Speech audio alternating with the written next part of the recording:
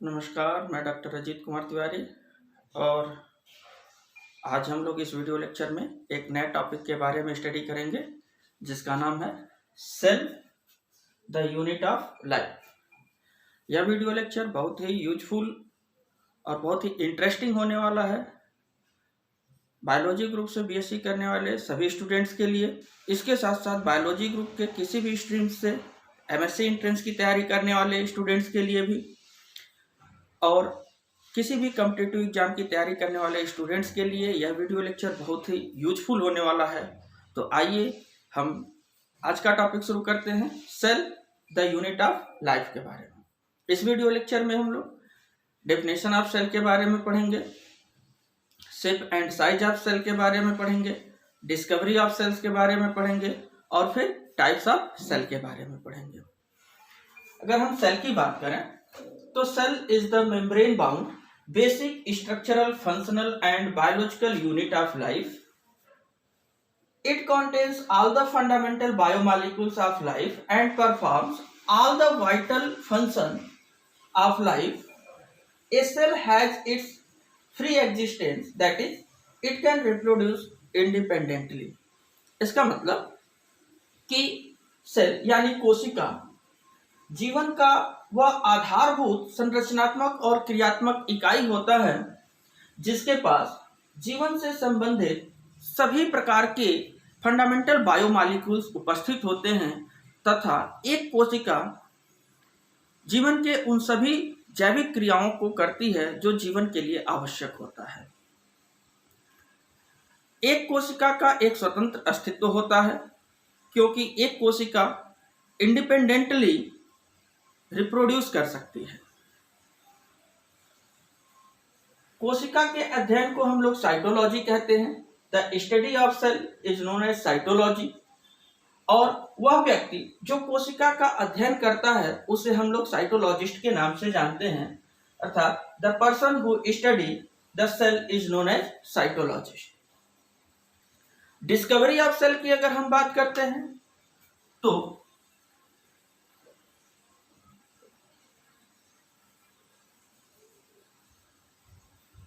Cell की खोज कैसे हुई इसके बारे में अगर हम देखते हैं तो सबसे पहले अरस्तु 384 टू 322 बीसी इन्होंने सबसे पहले सेल के बारे में कॉन्सेप्ट दिया और इनके अकॉर्डिंग जो है कि all the plants and animals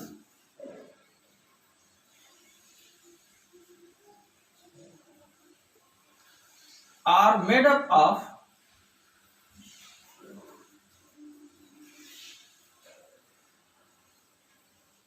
many small structural unit.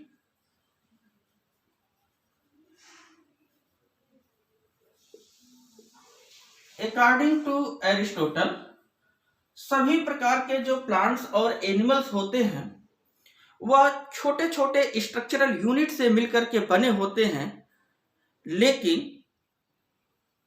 अरस्तु ने सेल नाम नहीं दिया बल्कि सेल के बारे में उन्होंने पहले कॉन्सेप्ट डेवलप किया कि वो छोटे छोटे यूनिट जिससे जो है कि सभी प्रकार के एनिमल्स और प्लांट्स की बॉडी बनी होती है। बाद में 1665 ईस्वी में एक वैज्ञानिक हुए रॉबर्ट हुक।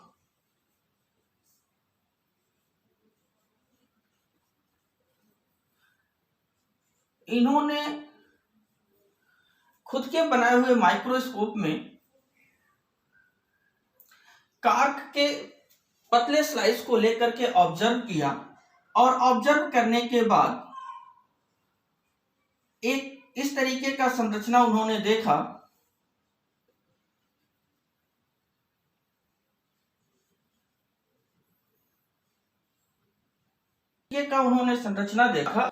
इसको उन्होंने सेल नाम दिया। यह जो मधुमक्खी के छाते के समान हनी कॉम्ब लाइक स्ट्रक्चर दिखाई देता था, इस हनी कॉम्ब लाइक स्ट्रक्चर को सबसे पहले उन्होंने सेल नाम दिया। सेल शब्द ओरिजिनली एक लैटिन वर्ड सीला से डिराइव्ड होता है, जिसका मतलब होता है होलो स्पेस। एक छोटे से खाली स्थान के लिए लैटिन भाषा में सेला शब्द यूज किया जाता है। इसी सेला से सेल शब्द बना है, जिसका मतलब होता है स्मॉल होलो कंपार्टमेंट। रॉबर्ट हुक के द्वारा जो कोशिका सबसे पहले देखी गई वह वास्तव में एक डेड सेल्स था, जिसमें किसी प्रकार का कोई प्रोटोप्लाज्म नहीं था।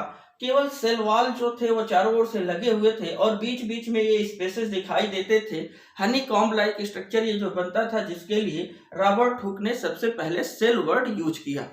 इसके बाद 1672 में एक दूसरे साइंटिस्ट हुए, एंटोनी वान ल्यूवेनहॉक।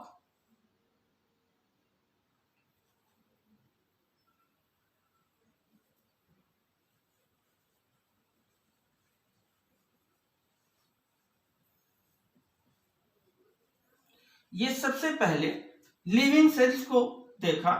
इन्होंने अपने बनाए हुए खुद के कंपाउंड माइक्रोस्कोप से कई सारे bacteria, protozoans, human sperm cells, human blood cells और भी कई सारे सेलुलर ऑर्गेनाइजेशंस के बारे में इन्होंने देखा और उसके बारे में पता लगाया। तो सबसे पहले लिविंग सेल्स देखने वाले व्यक्ति रहे ल्यूवेनहॉक।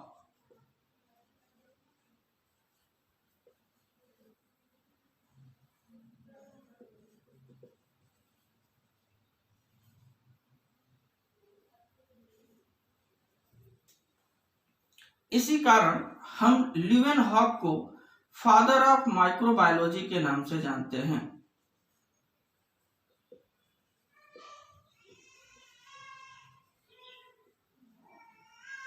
फादर ऑफ माइक्रोबायोलॉजी के नाम से ल्यूवेनहॉक को जानते हैं। ल्यूवेनहॉक के बाद एक साइंटिस्ट हुए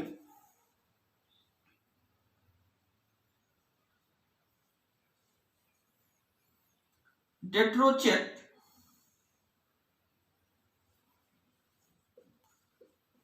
एटीन 1824 में इन्होंने सबसे पहले सेल थ्योरी के बारे में अपना कॉन्सेप्ट दिया और सबसे पहले व्यक्ति थे जो सेल थ्योरी के बारे में कॉन्सेप्ट डेवलप किए। Develop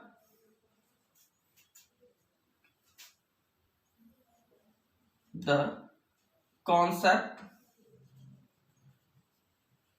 about the cell theory। सबसे पहले सेल थ्योरी के बारे में कॉन्सेप्ट डेवलप करने वाले डेट्रोचेट रहे। इसके बाद एक दूसरे साइंटिस्ट हुए, जर्मनी के रहने वाले एक बॉटनिस्ट जिनका नाम स्लाइडेन ने 1838 में सेल के बारे में एक्सटेंसिव स्टडी करने के बाद उन्होंने प्लांट सेल्स के बारे में डिटेल्स इंफॉर्मेशन दिया।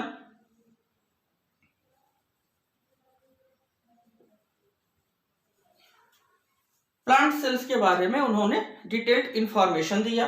इसके बाद एक दूसरे साइंटिस्ट हुए, ब्रिटेन के रहने वाले स्वान।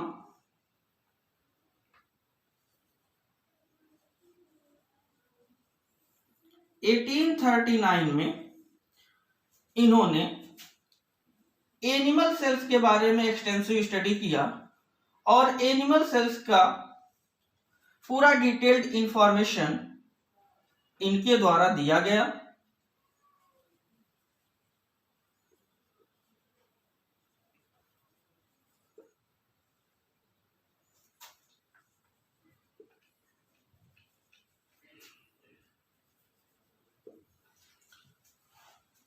इस तरह से हम देखें तो इंडिपेंडेंटली स्लाइडेन ने प्लांट सेल के बारे में अपनी एक थ्योरी दी, अपना एक कॉन्सेप्ट दिया जिसे हम प्लांट सेल थ्योरी कहते हैं।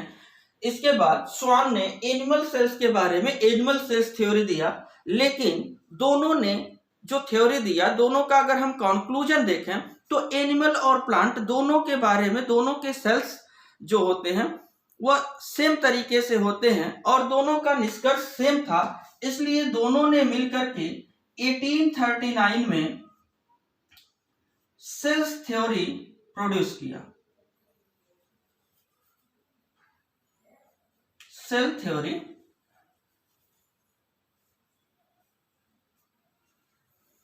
जो थे स्लाइडेन और स्वान दोनों ने मिलकर के 1839 ईस्वी में सेल थ्योरी दिया। इसके बाद डुजार्डिन 1835 उन्होंने यह बताया कि कोशिका के अंदर जो कुछ भी जीवित पदार्थ होता है, वह जीवित पदार्थ जो होता है उसको डुजार्डिन ने एक टर्म दिया, सारकोड। डुजार्डिन ने कोशिका के अंदर पाए जाने वाले समस्त जीवित पदार्थ के लिए सारकोड शब्द का उपयोग किया।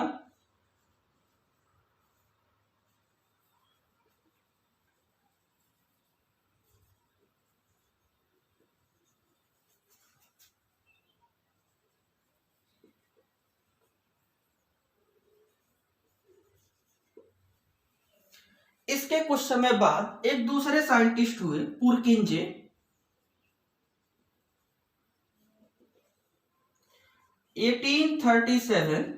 में इन्होंने डुजार्डिन द्वारा दिए गए सारकोड शब्द के स्थान पर कोशिका में पाए जाने वाले सभी प्रकार के लिविंग सेल्स के, लिविंग मैटर्स के लिए एक दूसरा टर्म दिया जो रिसेंटली बहुत ही पॉपुलर है और लगभग हर जगह यूज किया जाता है। वह टर्म है प्रोटोप्लाज्म।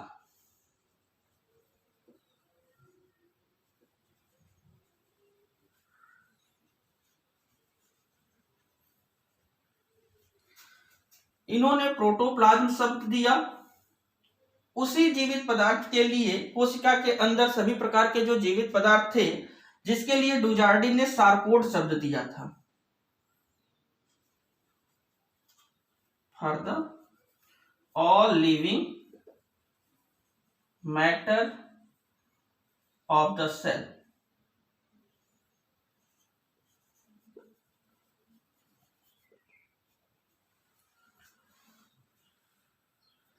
इसके बाद एक दूसरे वैज्ञानिक हुए, विर्चो।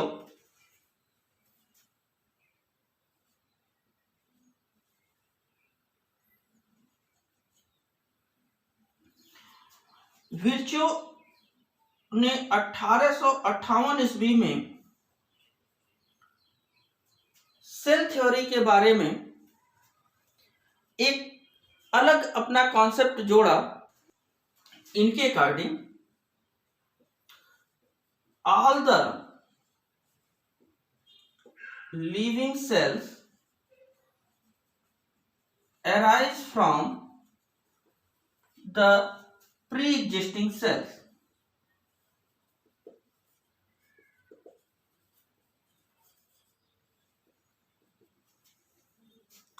That is omnicellular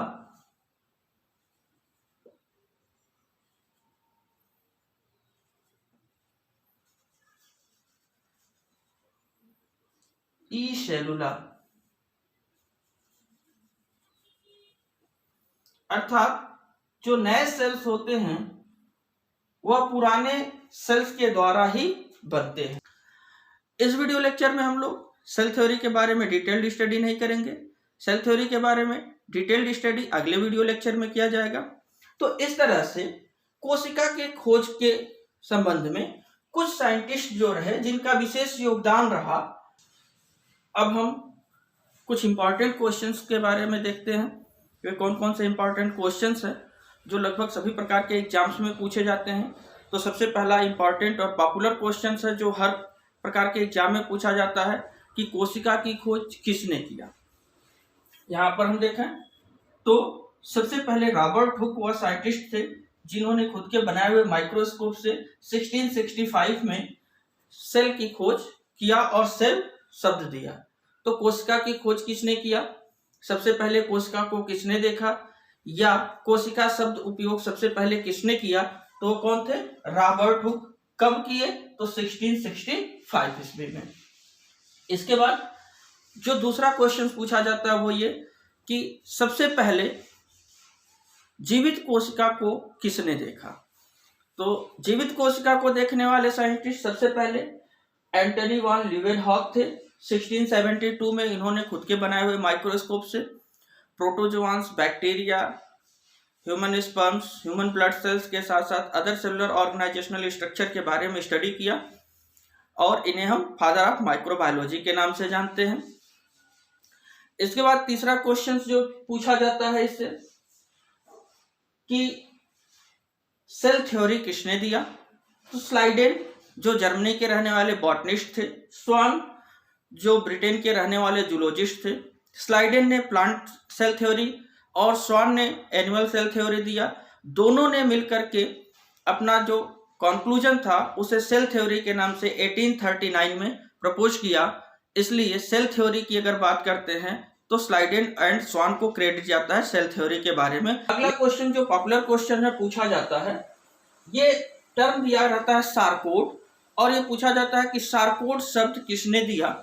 तो सार्कोड शब्द का उपयोग सबसे पहले डुजार्डिन ने सेल के अंदर पाए जाने वाले लिविंग मैटर्स के लिए किया था।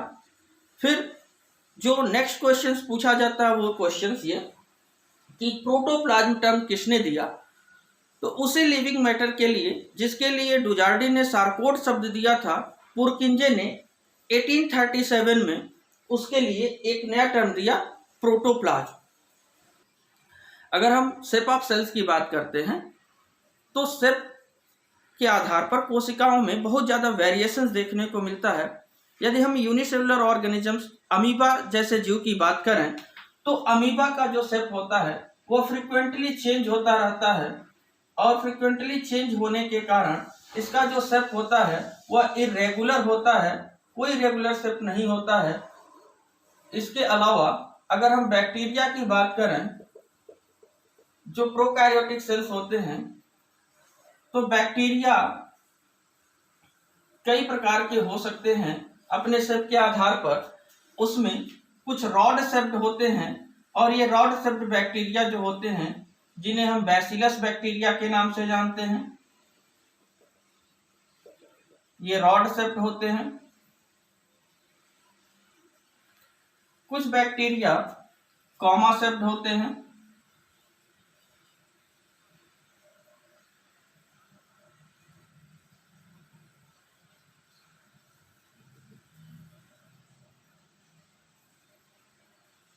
तो कुछ बैक्टीरिया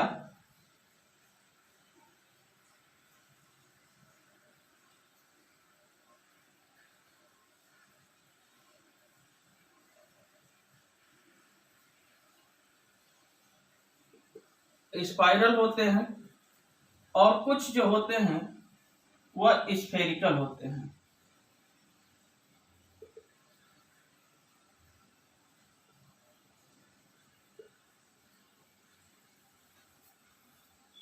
शेप के आधार पर bacteria rod shaped, comma shaped, spiral या स्फेरिकल हो सकते हैं।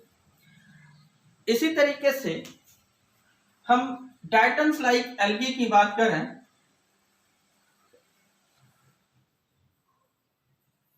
तो डायटम्स का शेप भी कई प्रकार का हो सकता है।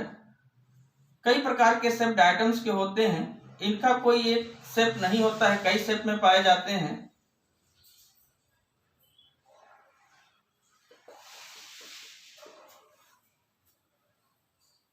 अगर हम एक यूनिसेलुलर एल्गा एसिटाबुलेरिया की बात करें तो एसिटाबुलेरिया एक फिलामेंट लाइक स्टॉक इसमें पाया जाता है और उसके ऊपर एक राउंडेड कैप पाया जाता है। इस तरीके के उसके सेल का स्ट्रक्चर होता है। सेलुलर ऑर्गेनिजम्स के सेल के शेप की बात करें तो सभी प्रकार के सेल्स एक दूसरे से जुड़े होते हैं और एक दूसरे के ऊपर प्रेशर एक्सर्ट करते हैं। प्रेशर एक्सर्ट करने के कारण इनका जो शेप होता है वह पॉलीहेड्रल शेप होता है। लेकिन जब इन्हें हम बाहर निकाल करके किसी लिक्विड में रखते हैं तो लिक्विड में रखने के कारण रखने पर फिजिकल कारणों की वजह से अर्थात सरफेस टेंशन की वजह से इनका जो शेप होता है वह स्फेरिकल हो जाता है। लेकिन जो ल्यूकोसाइट्स होते हैं जो ब्लड में फ्लो करते हैं वह स्फेरिकल होते हैं और जैसे ही वो बाहर निकाले जाते हैं तो उनमें स्यूडोपोडिया जनरेट हो जाता है और स्यूडोपोडिया जनरेट होने के कारण इनका भी शेप जो होता है वह इरेगुलर शेप हो जाता है या इन्हें अमीबाइड शेप के नाम से ही जानते हैं।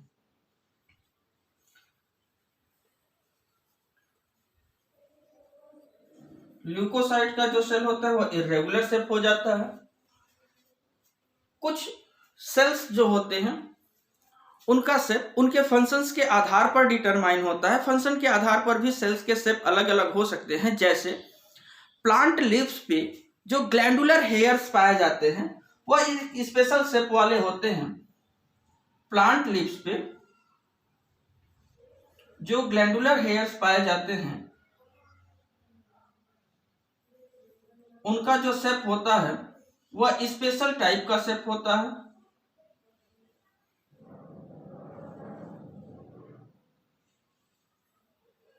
ये ग्लैंडुलर हेयर्स जो पाए जाते हैं प्लांट के लीव्स पे,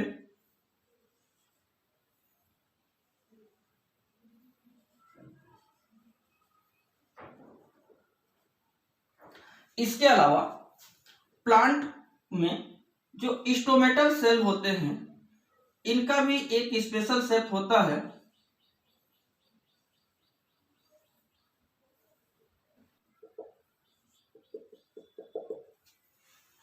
प्लांट में पाए जाने वाले स्टोमेटल सेल्स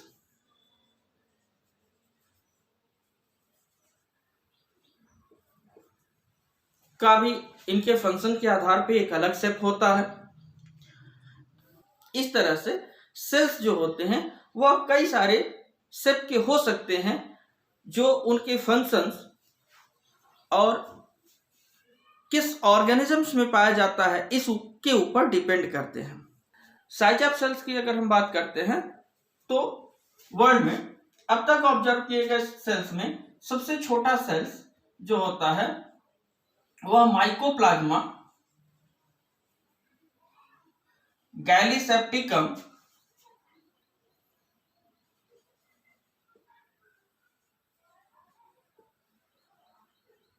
जिसे पीपीएलओ या प्लूरोनिमोनिया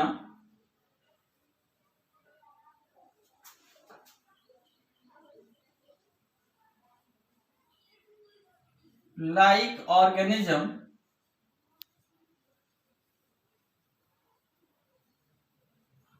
के नाम से जानते हैं। यह प्लूरोनिमोनिया लाइक ऑर्गेनिज्म विश्व में सबसे छोटा सेल्स होता है अब तक ऑब्जर्व किए गए सेल्स में।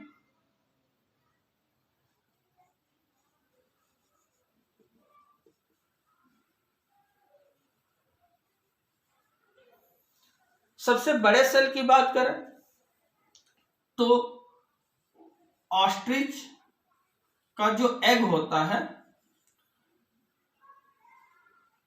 वह सबसे बड़े कोशिका के रूप में कंसीडर किया जाता है। अब तक ऑब्जर्व किए गए सभी प्रकार के सेल्स में सबसे बड़ा जो सेल है वह ऑस्ट्रिच का एग होता है। सेल सहित यह 6 सेंटीमीटर डायमीटर का होता है, जबकि यदि इसमें से कैल्शियम कार्बोनेट का बना हुआ सेल्स रिमूव कर दिया जाए तो इसकी जो डायमीटर होती है वह 3 सेंटीमीटर तक होती है।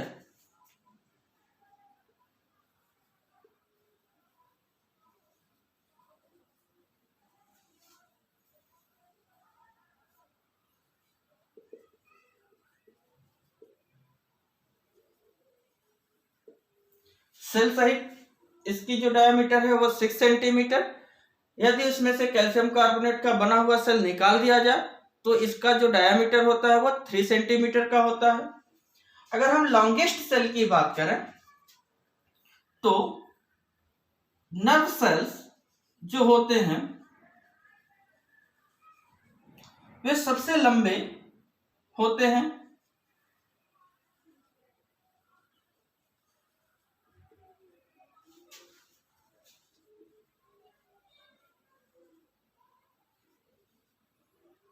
जिनकी लंबाई लगभग 1 मीटर या उससे अधिक भी हो सकती है। प्लांट सेल की अगर हम बात करें तो एसिटाबुलेरिया,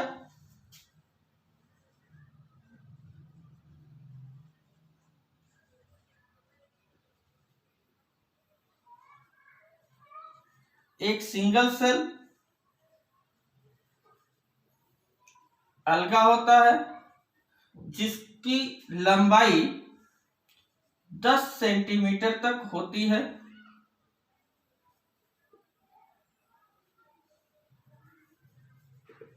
जिसकी लंबाई 10 सेंटीमीटर तक होती है। फाइब्रस प्लांट्स में जिनसे रेशे प्राप्त किए जाते हैं जैसे सनहेम, उनमें फाइबर सेल की लंबाई 10 सेंटीमीटर से लेकर के 1 मीटर तक हो सकती है। इस तरह से वेरियस साइज के सेल्स होते हैं।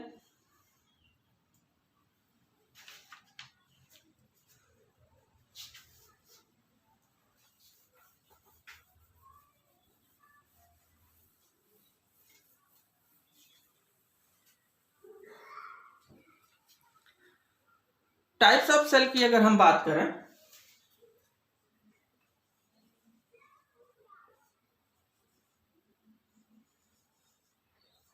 तो टाइप्स ऑफ सेल में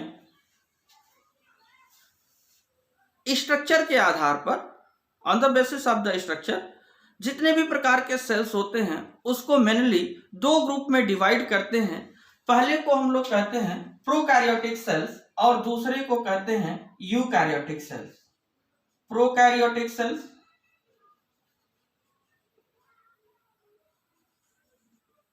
और जो दूसरा होता है उसे हम यूकैरियोटिक सेल्स के नाम से जानते हैं। प्रोकैरियोटिक सेल्स 2 शब्दों से मिलकर के बना हुआ है। प्रोकैरियोट नाम से स्पष्ट है। अगर हम इसको देखें तो प्रो एक ग्रीक वर्ड है जिसका मतलब होता है प्रिमिटिव, और दूसरा शब्द कैरियन, यह भी एक ग्रीक शब्द होता है जिसका मतलब होता है न्यूक्लियस। अर्थात जो सबसे पहले सेल्स बने, प्रिमिटिव सेल्स जो थे, वह प्रिमिटिव सेल्स प्रोकैरियोटिक सेल्स के नाम से जाने जाते हैं, जिनके पास जो न्यूक्लियस होता है वह इंडिस्टिंक्ट होता है, अर्थात वेल ऑर्गेनाइज्ड न्यूक्लियस उसके पास नहीं पाया जाता है। जो जेनेटिक मटेरियल्स होते हैं ऐसे सेल्स में वह सीधे साइटोप्लाज्म के कांटेक्ट में रहते हैं और इनके पास मेम्ब्रेन बाउंड सेल ऑर्गेनेल्स नहीं पाए जाते हैं, एब्सेंट होते हैं। अगर हम यूकैरियोटिक की बात करें तो यूकैरियोटिक सेल्स भी 2 प्रकार के शब्दों से मिलकर के बना होता है, जिसमें से यू एक ग्रीक वर्ड है जिसका मतलब होता है वेल, और दूसरा शब्द है कैरियन, यह भी एक ग्रीक शब्द है जिसका मतलब होता है न्यूक्लियस।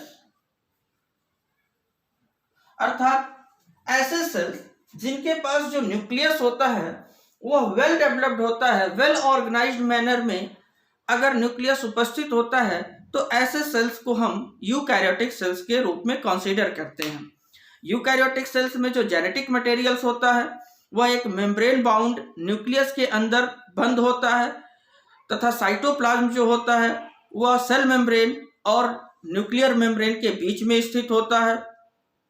ऐसे सेल्स के पास बहुत सारे मेम्ब्रेन बाउंड सेल ऑर्गेनेल्स पाए जाते हैं। अगर हम प्रोकैरियोटिक सेल्स की बात करें तो वेल नोन एग्जाम्पल के रूप में बैक्टीरिया, जिनके पास जो जेनेटिक मटेरियल होता है डीएनए, वह सीधे साइटोप्लाज्म के कांटेक्ट में रहता है, तथा कहीं एक जगह प्लाज्मा मेम्ब्रेन से सटा रहता है और न्यूक्लियर मेम्ब्रेन के द्वारा घिरा नहीं होता है। ऐसे इनडिस्टिंक्ट और प्रिमिटिव न्यूक्लियस के लिए न्यूक्लियॉइड वर्ड यूज करते हैं, जिसे हम न्यूक्लियॉइड कहते हैं। इसके पास double membrane bound cell organelles absent होते हैं और कुछ स्ट्रक्चर जैसे राइबोसोम्स सेल ऑर्गेनेल्स के रूप में उपस्थित होते हैं। यूकैरियोटिक सेल्स की अगर हम बात करें तो यूकैरियोटिक सेल्स के पास जो जेनेटिक मटेरियल डीएनए होता है वह एक मेम्ब्रेन के द्वारा, न्यूक्लियर मेम्ब्रेन के द्वारा घिरा होता है और ऐसे वेल डेवलप्ड स्ट्रक्चर के लिए हम लोग न्यूक्लियस शब्द यूज करते हैं। इनके पास वेल डेवलप्ड न्यूक्लियस पाया जाता है, अर्थात जो जेनेटिक मटेरियल होता है वह न्यूक्लियर मेम्ब्रेन के द्वारा साइटोप्लाज्म से अलग होता है। साइटोप्लाज्म न्यूक्लियर मेम्ब्रेन और सेल मेम्ब्रेन के बीच में स्थित होता है। इसके अलावा बहुत सारे डबल मेम्ब्रेन बाउंड स्ट्रक्चर जैसे mitochondria, Golgi complex, endoplasmic reticulum इत्यादि पाए जाते हैं। प्रोकैरियोटिक सेल्स में जो राइबोसोम्स पाया जाता है वो 70S टाइप का राइबोसोम्स पाए जाते हैं, जबकि यूकैरियोटिक सेल्स में जो राइबोसोम्स पाए जाते हैं वह 80S टाइप के राइबोसोम्स पाए जाते हैं। डिफरेंसेस की बात करें प्रोकैरियोटिक और यूकैरियोटिक सेल्स के बीच में जो डिफरेंसेस है तो हम देखते हैं कि प्रोकैरियोटिक जो सेल्स होते हैं वह ऑर्गेनाइजेशन में बहुत ही सिंपल होते हैं, सिंपल इन ऑर्गेनाइजेशन, जबकि यूकैरियोटिक सेल्स का जो ऑर्गेनाइजेशन होता है वो कॉम्प्लेक्स टाइप का होता है, कॉम्प्लेक्स ऑर्गेनाइजेशन के होते हैं। प्रोकैरियोटिक सेल्स जो होते हैं उनका जो साइटोप्लाज्म होता है वो पूरे सेल के अंदर जो है कि एक्सटेंड किया रहता है, जबकि यूकैरियोटिक सेल्स की बात करते हैं तो यूकैरियोटिक सेल्स का जो साइटोप्लाज्म होता है वह सेल मेम्ब्रेन और न्यूक्लियर मेम्ब्रेन दोनों के बीच में एक्सटेंड किया रहता है।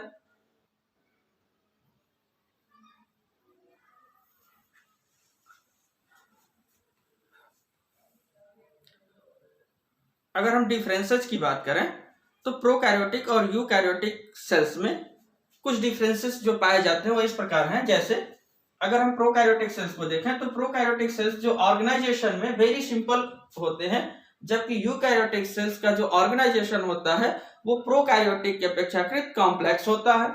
प्रोकैरियोटिक सेल्स में जो साइटोप्लाज्म होते हैं वो पूरे सेल्स में कंप्लीटली जो है कि एक्सटेंड किए रहते हैं, जबकि यूकैरियोटिक सेल्स के केस में जो साइटोप्लाज्म होते हैं वह सेल मेम्ब्रेन और न्यूक्लियर मेम्ब्रेन दोनों के बीच में स्थित होते हैं। प्रोकैरियोटिक सेल्स की अगर हम बात करते हैं तो प्रोकैरियोटिक सेल्स में जो न्यूक्लियस होता है वह इंडिस्टिंक्ट होता है, इस तरीके से जिसमें जो डीएनए होता है वो या तो सर्कुलर या लीनियर कंडीशन में होता है। ऐसे डीएनए को हम न्यूक्लियॉइड कहते हैं। यूकैरियोटिक सेल्स के केस में अगर देखें तो न्यूक्लियस ट्रू होता है, अर्थात जो डीएनए होता है वह सर्कुलर न होकर के क्रोमैटिन्स फाइबर के रूप में होता है और एक न्यूक्लियर मेम्ब्रेन के द्वारा घिरा होता है, अर्थात इसके पास ट्रू न्यूक्लियस पाया जाता है। प्रोकैरियोटिक कोशिका में अगर हम देखते हैं तो न्यूक्लियर मेम्ब्रेन जो होता है और न्यूक्लियोलस ये दोनों एब्सेंट होते हैं, जबकि यूकैरियोटिक कोशिका में न्यूक्लियर मेम्ब्रेन और न्यूक्लियोलस जो होते हैं वो प्रेजेंट होते हैं। प्रोकैरियोटिक सेल्स के केस में डीएनए जो होता है हिस्टोन नामक प्रोटीन से जुड़ा नहीं होता है और डीएनए जो होता है वो सर्कुलर या लीनियर रूप में पाया जाता है, जबकि यूकैरियोटिक कोशिका के केस में डीएनए जो होता है वह हिस्टोन प्रोटीन से बाउंड होता है और हिस्टोन प्रोटीन से जुड़ करके क्रोमोसोम्स का निर्माण करता है। जबकि अगर हम प्रोकैरियोटिक कोशिका की बात करें तो प्रोकैरियोटिक कोशिका में जो double membrane bound cell organelles जैसे Golgi complex, endoplasmic reticulum, mitochondria इत्यादि जो होते हैं वो एब्सेंट होते हैं, जबकि यूकैरियोटिक सेल्स के केस में ये सभी प्रकार के डबल मेम्ब्रेन बाउंड जो स्ट्रक्चर्स होते हैं जैसे Golgi complex, endoplasmic reticulum, mitochondria इत्यादि ये प्रेजेंट होते हैं। प्रोकैरियोटिक सेल्स के केस में राइबोसोम्स जो होते हैं वो 70S टाइप के होते हैं। यूकैरियोटिक सेल्स के केस में राइबोसोम्स 80S टाइप के होते हैं। प्रोकैरियोटिक सेल्स के केस में साइटोस्केलेटन एब्सेंट होते हैं, जबकि यूकैरियोटिक सेल्स के केस में साइटोस्केलेटन प्रेजेंट होते हैं। मेटाबॉलिज्म प्रोकैरियोटिक सेल्स के केस में एरोबिक या एनारोबिक कंडीशंस में हो सकते हैं, जबकि यूकैरियोटिक सेल्स के केस में मेटाबॉलिज्म एरोबिक होता है। तो आज के वीडियो लेक्चर में बस इतना ही। अगले वीडियो लेक्चर में हम लोग स्टडी करेंगे अल्ट्रा स्ट्रक्चर ऑफ सेल्स के बारे में, फिर प्लाज्मा मेम्ब्रेन के स्ट्रक्चर और फंक्शंस के बारे में। तब तक के लिए नमस्कार, जय हिंद।